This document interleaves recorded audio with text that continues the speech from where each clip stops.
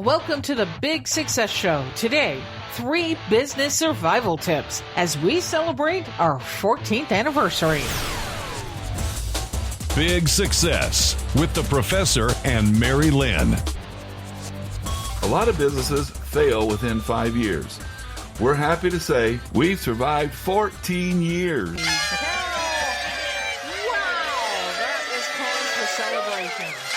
Yes, hi, I'm George Cooler, a.k.a. the Professor.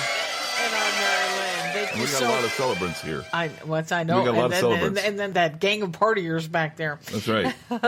But, I'll tell you what, 14 years, it's not been easy, and it's not come without great challenges. Mary-Lynn, I counted it up. We're living with our 4th president. So that's a lot of change, right? Yeah. We've gone through 2 recessions, the Great Recession, and then the recession where the government said we're shutting all these businesses down, right? We've survived 1 worldwide pandemic, pandemic, not pandemic. Yeah. I like that word, though. Pandemic. Yes. But the thing is, we survived 1 pandemic. Or we're surviving it, I suppose we should say. On an up note, the Cubs, during our time frame of being in business, the Cubs won the World Series. The most unlikeliest of things, and we're both Cubs fans, so that was a good thing. And I guess let me just share one more because I have to do this. The same year that the Cubs won the World Series, my favorite band got inducted into the Rock and Roll Hall of Fame, Cheap Trick. Yes. Cheap Trick, they're Illinois guys, and they got inducted, and that was really cool. All right. Well, so no, those aren't obstacles. Those are fun things that have occurred over the past 14 years. There have been a lot of common obstacles, too, that a lot of businesses face that we have also had to face. But you know what? We've grown and we are still here. So today, we're going to pull out the professor's whiteboard for 3 business survival tips. I almost didn't survive 5 seconds opening that closet, Mary-Lynn. Maybe that was the end of me. Within the next 14 years, we can get you to clean that thing out. That would be awesome, wouldn't it? All right. Well, there's lots of tips for business survival out there, but the 3 that we're going to talk about today relate specifically to our journey over the past 14 years. And the first survival tip is to watch your capital reserves. There's this great scene in the hit movie Wall Street. It's just a great movie for business and finance. People who are interested in those things. It's one of the professor's favorites. It is. And so Gordon Gekko, played by Michael Douglas, said to his protege, Bud Fox, he said, the key to the game, this is a quote, the key to the game is capital reserves. If you don't have enough, you can't piss in the tall weeds with the big dogs. And that's big with 2 G's, baby. Oh, my goodness. It is. Now, let me go back, because Gordon Gekko, his character is kind of like what's wrong with capitalism to a degree. He's a smart guy. Yes. Gets it. That piece of advice, very, very good. Yes. But you don't want to be greedy, right? Right, and I would say he's the evil person through the eyes of Oliver Stone, first of all. True, Mr. Conspiracy theorist, but he is a person greedy. with some Greed. Yes, he is. In fact, he says greed is good. Right. So he's not a perfect person. Right. But I'm just saying there is some information, or there is some advice that he gives his young protege throughout the movie that is actually really good advice, and this is one of them. Okay. This is one of them. Understanding that you have to have not just cash. Cash is king. We always hear that, right? But the thing that we have to understand is if cash is king, then your credit capacity, your ability to borrow, is queen. So just remember, cash plus credit capacity equals your capital reserves. They both come into play. So this isn't just about hoarding cash. The purpose of having savings, the cash savings, means that when you go to the bank and you say, look, I need to reinvest in my company, or I need a loan for this because I need to grow, then you're going to be able to get that credit that you need because you've got the cash to back it up. Exactly right. And the thing to understand is when we talk about debt, some people just get so hinky about debt. Debt's a tool. It can be a good tool or a bad tool, but it's a tool. If you can borrow money at, let's just say, 5%, and you can put it in a project that earns you 10%, you're money ahead. So keep that cash in reserve instead of using it. Well, so that when you need it, you're able to you're able to capitalize on opportunities if you have the capital reserves, and your capital reserves are your cash and your credit capacity.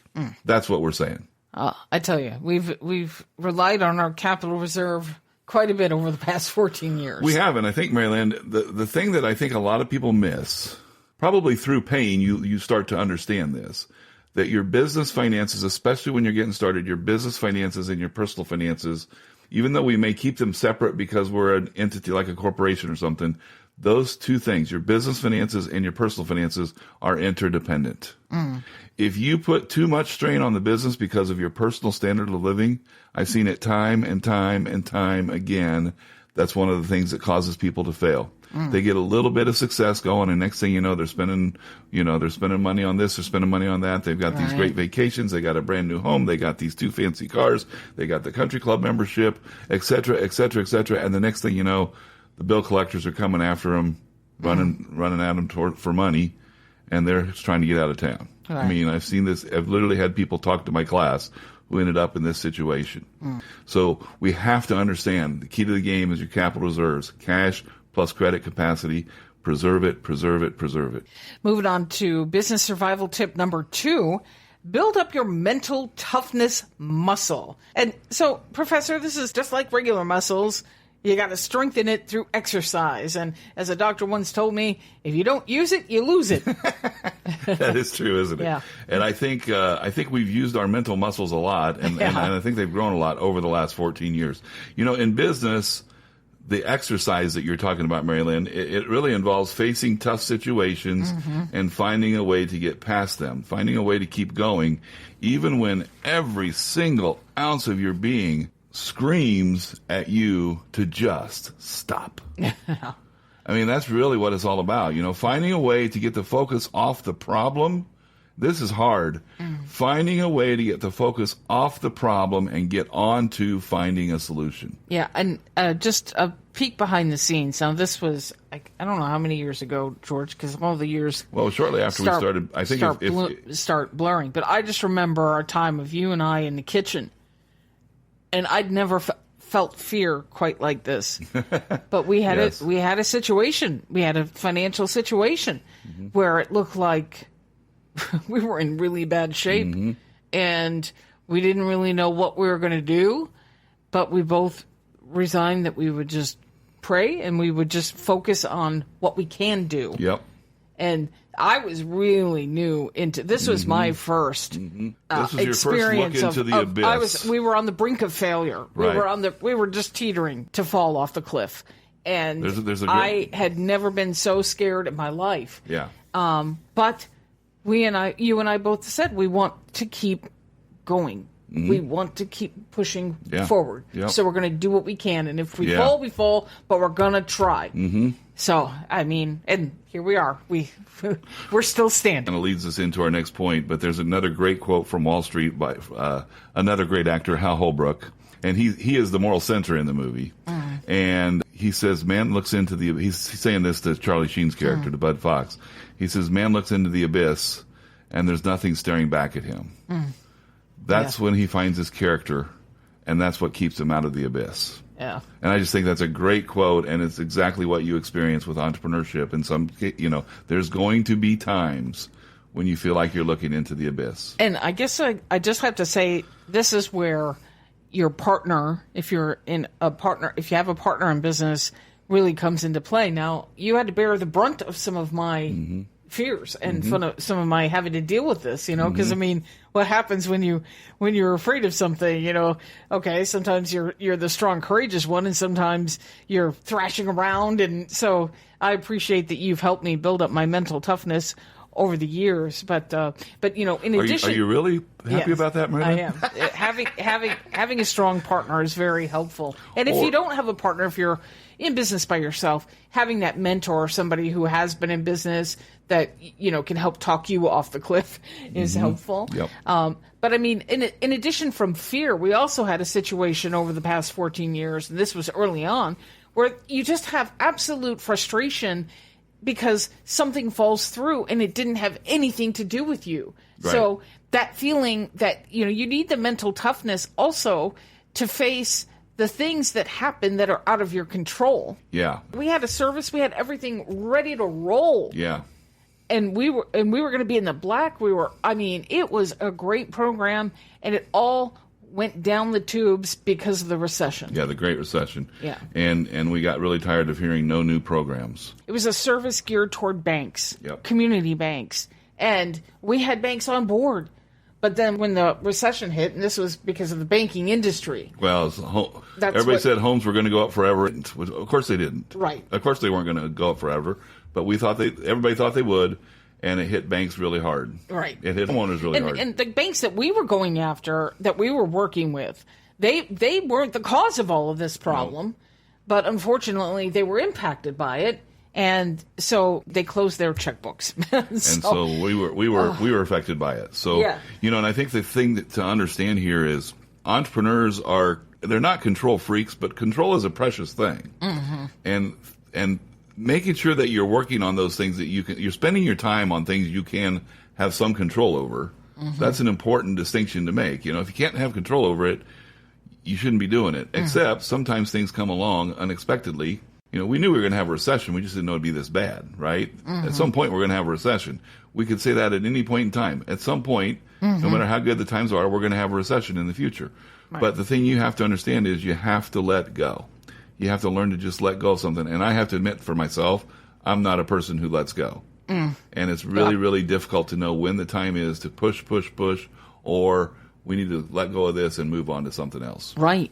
And so that mental toughness muscle of being able to say, well, let's go back to the drawing board. Yes.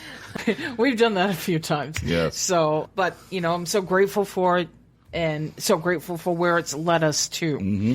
And so then that brings us to our third business survival tip. And boy, oh boy, has this been key for us. Yeah. And that is embrace faith. We saw a study that said entrepreneurs embrace faith more than the average person. And that's likely because a business owner, as we've just expressed, goes through so much and you feel so much weight on your shoulders, and faith gives you a place to share that burden and to lighten that load. Mental toughness and faith is a powerful combination. Amen. I mean, there's that attitude of never give up, but there's the attitude also of just turn it over to God. Mm-hmm. And I think that those two things are very, very much a winning combination.